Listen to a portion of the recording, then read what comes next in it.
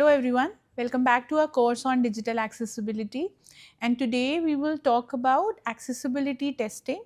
Some of it we have already spoken about in a brief manner in one of the earlier weeks, and we've also briefly shared about some of the accessibility evaluation tools, etc., in one of the earlier sessions. What we are going to do this week is kind of dive deeper into accessibility testing, audit methodologies related to it, and what are the different ways industry is employing accessibility testing, and how is it different from other usability testing.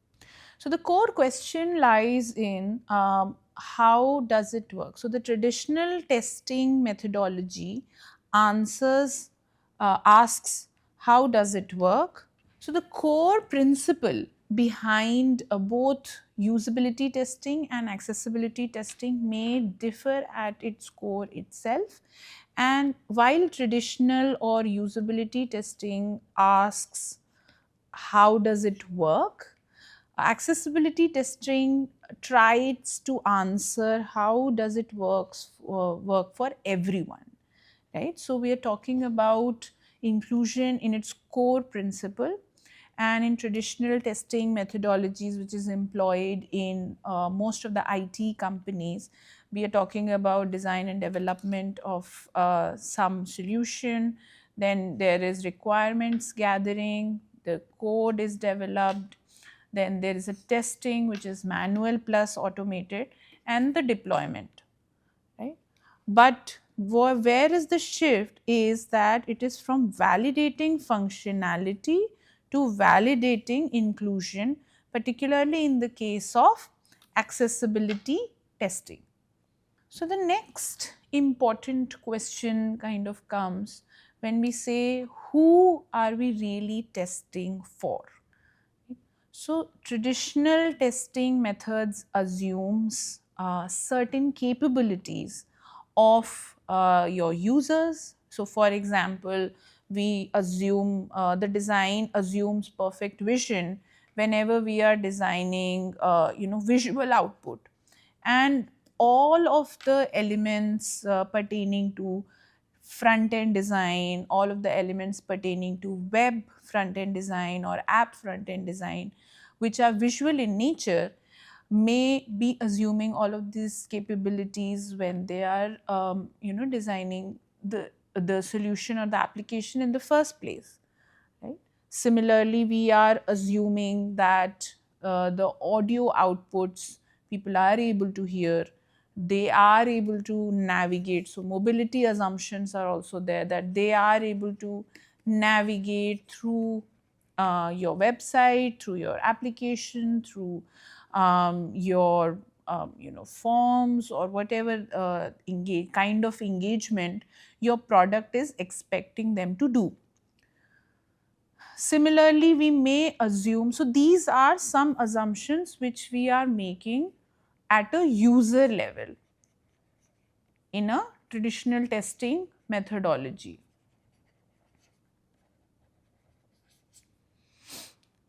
Right?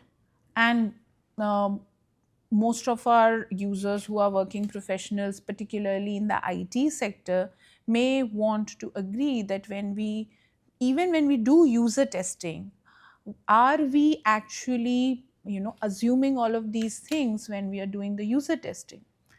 If the answer is yes, then what we are talking about will make sense.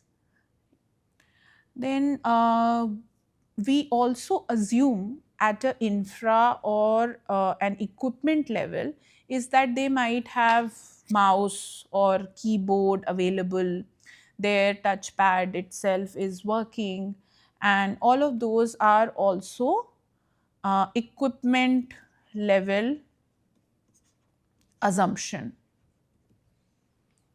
right? So first was our user level assumption. Then we are also having some equipment level assumptions when we are doing user testing or when we are doing your traditional testing that happens before deployment. Then we are also assuming that there are infrastructural or other facilities which are available to them. So for example, optimal conditions may mean good lighting or good Wi-Fi, uh, good connection, right? Good Wi-Fi, good connection, or good conditions, particularly to use that piece of software.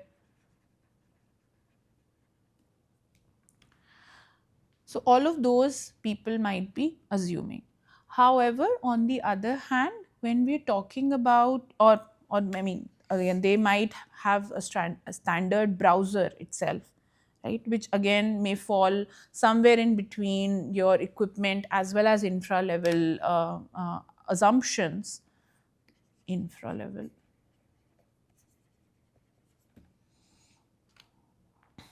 assumption, right? So in an accessibility testing, what we are trying to do is that we are saying there are 1.3 billion people with disabilities globally, and which is almost 16% of the total population. So these people may include your permanently disabled people, your temporary disabled people, or your situational disabled people, right? Although this percentage is not just maybe just covering the permanently disabled numbers, situational and temporary disability will increase this number largely and maybe take it up to 90s of the percentage, right? So that means that 100% of the people, almost 100% of the people, face some or the other accessibility barriers at some point in their life.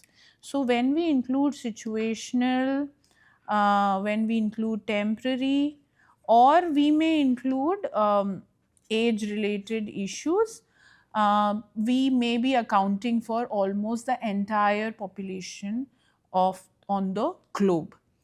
So this is where accessibility testing becomes rather important and critical before deployment of any solution.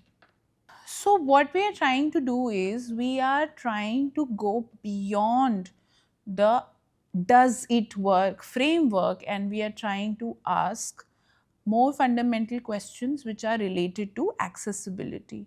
So the POUR framework, which we have spoken about earlier in detail as well, can come in handy when we were talking about design itself, when we were talking about design principles, when we were talking about universal design and inclusive design in the first 2 weeks.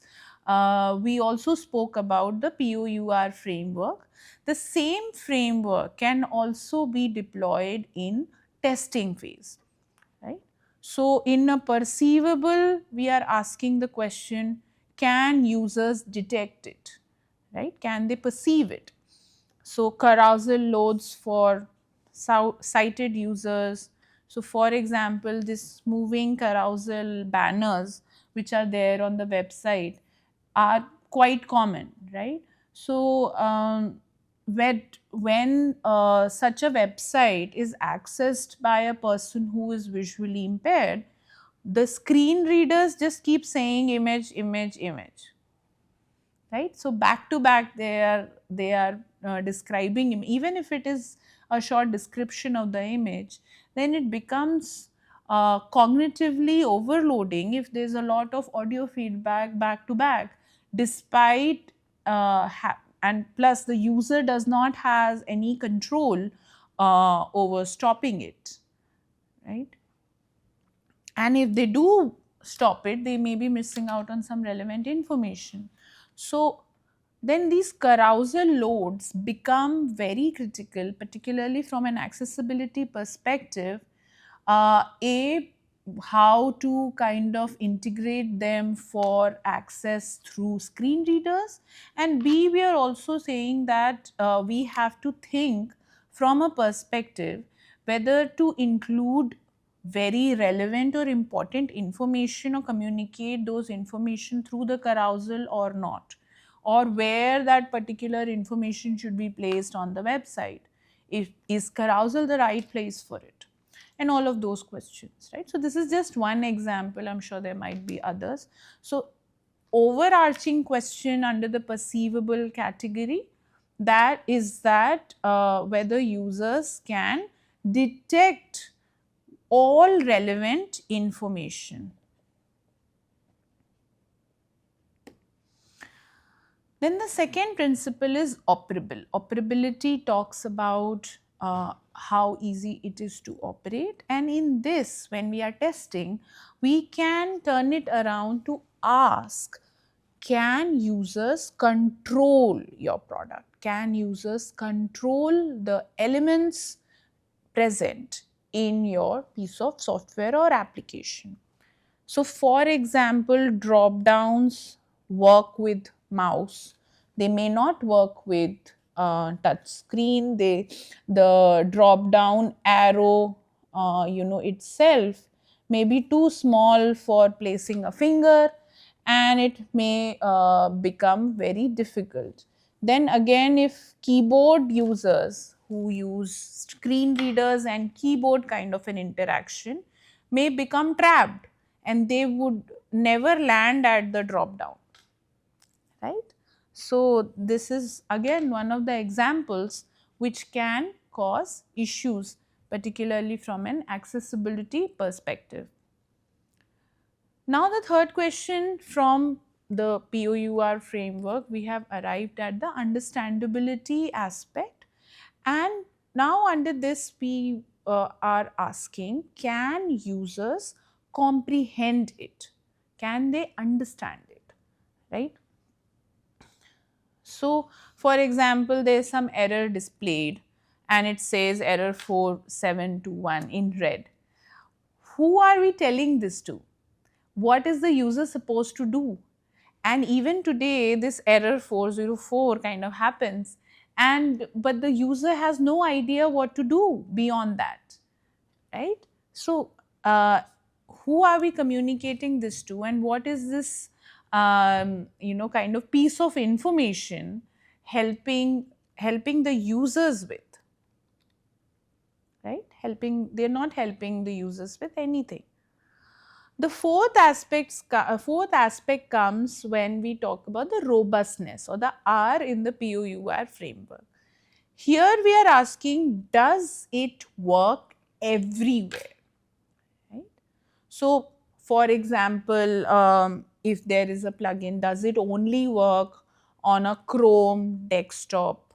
But how about other assistive tech, or how about other relevant information based applications which may not work, say for example on a Safari browser, right? So then that is kind of creating a barrier to access. Then we may also ask about whether this website is loading in a low connectivity setting, right? So say if we want wider audience, urban as well as rural audience to our product, but the application is heavily dependent on a large number of web based data sets or whatever, and then if there is low connectivity, then it becomes very difficult to interact with your product. Then it becomes very kind of non-accessible to a large number of audience, particularly in countries like India. And also another aspect is whether your solution is compatible with assistive technology, right? So assistive technology, like screen readers, etc., whether your solution is compatible or not. So when we ask all of these questions in the accessibility testing, we may be able to identify gaps, and we may be able to do it before, fix them before deployment itself, and rather than relying on feedback or rejection of the product later. So let us think about a scenario or some common use cases. So a simple submit button, which is a very common kind of an interaction, which may be there in a lot of websites or in a lot of applications. So traditional QA tests, there is only one test case where it says only talks about functionality. So it says click button, the form is submitting, then it is pass. It is passing your traditional testing. So again, this is from an industry IT benchmark, right? We are not defining it, but that most of the time they are only talking about the functionality of the interface, right? So the submit button, if you press it, the form is submitting, so it is able to pass the quality analysis test. In an accessibility quality analysis test, there may be 6 plus test cases. So can the keyboard users tab to it? Can they just by pressing tab without the use of a mouse are able to land onto this button? That is the first use case. The other use cases is the focus indicator visible. So the focus indicator, that means the word submit. Is it visible? The signifier is visible or not? Does the screen reader announces its purpose? Does the screen reader, the alt text or the tagging of this button, does it say button or does it say submit button? So from a screen reader, if you are listening only button, there may be 10 multiple buttons on the screen. Which one is used to submit the form? I may not know. So if there is no semantic signifier and it doesn't say it's a button named submit or it's a submit button, then it becomes very difficult or inaccessible for people who are accessing your website or application using a screen reader. Then is the button large enough for motor impairments, right? So whether it is the submit button is in wherever it is placed on your interface, if that needs to be interacted with using hands, your fingers, if it is placed on a mobile phone, then the size should be big enough that people with even with motor disabilities are able to press it, and not in the process of pressing it they are not clicking onto nearby buttons as well. Does the color contrast meets WCAG standards? So the color of the button against the background or the color of the signifier font, the signifier text against the button color, it should be as per the color contrast guidelines defined by WCAG. Can voice control users activate it? So this is also another use case, that if I am not interacting with the website either through mouse or gesture navigation, touch screen navigation, or from a tab process through keyboard, through screen reader, I may still be able to submit a form if I am kind of navigating it using voice control as well.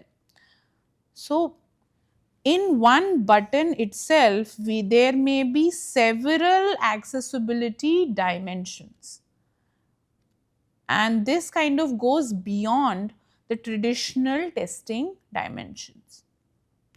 So then you might also be thinking, the moment you say that, all right, that probably when we say that, all right, we now it is also possible to do automation, and largely a lot of again industry relies on automated testing, where actually users are not interacting, but QA team just makes some test cases, and those test cases are largely functional, right, similar to this one.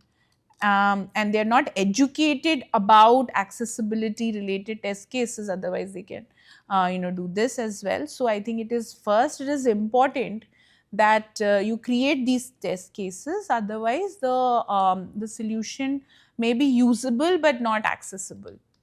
Then in terms of automation, most of the testing can be automated if there is a clear pass or fail criteria, and which again is largely possible in functional testing.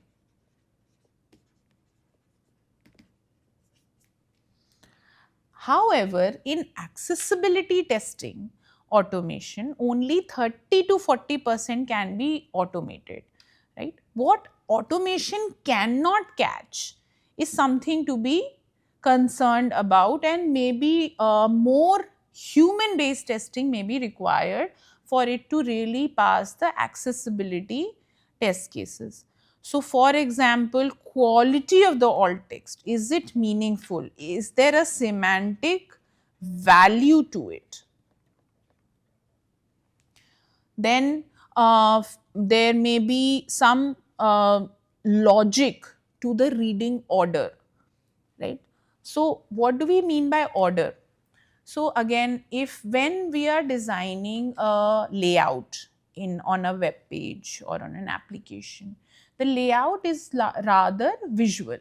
There may be still guidelines which are visual design guidelines which your company or your design team might have followed in order to arrive at a layout which is visually offering means to understand the information and navigate through it.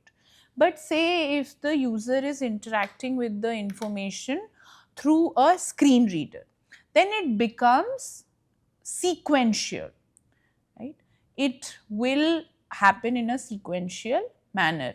So then what should be that order in which the screen reader accesses it?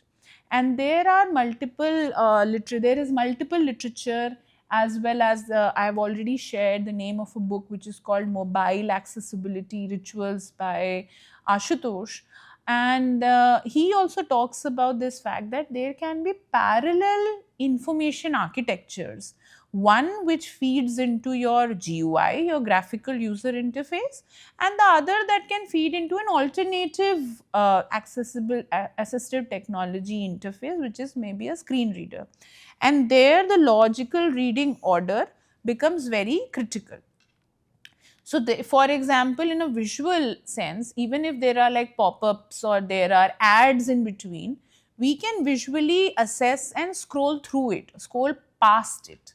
However, it may not be possible for the screen reader to do it, right? So, then the architecture itself has to be different. Then similarly, the keyboard navigation flow, right? So, if there is automated read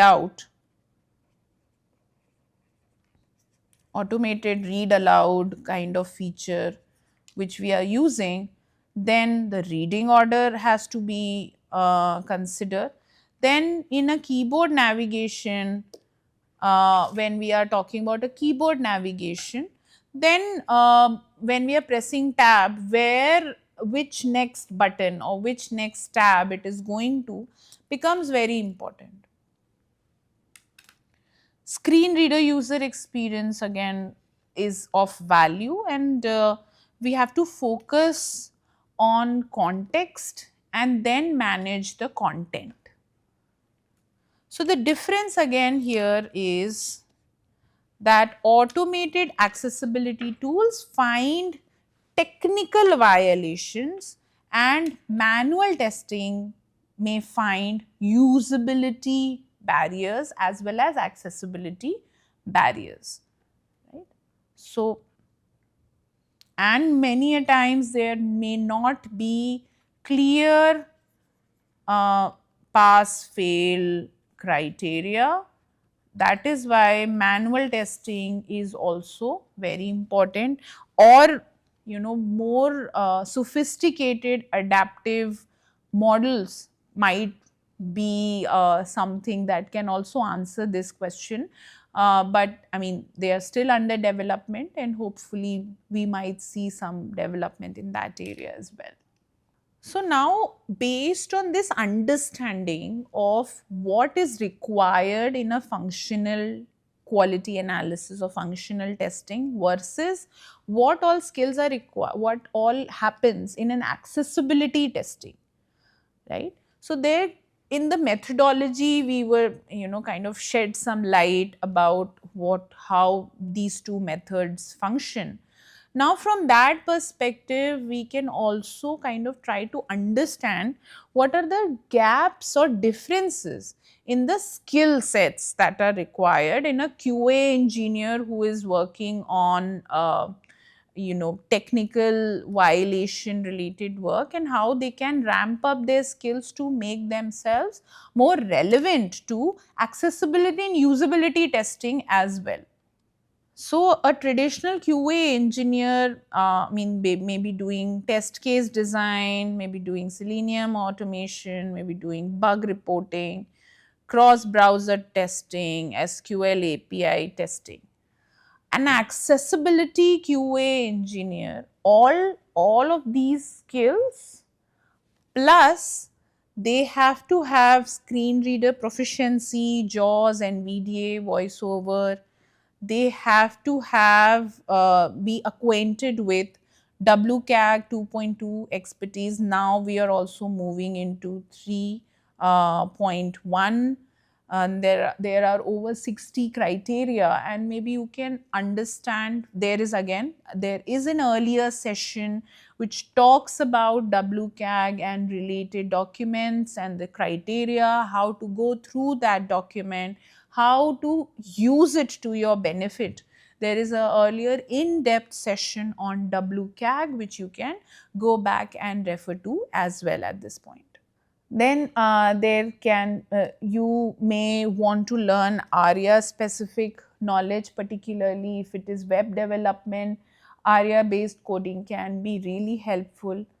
Understanding HTML semantic structure. So earlier we were talking about two kinds of information architecture, right?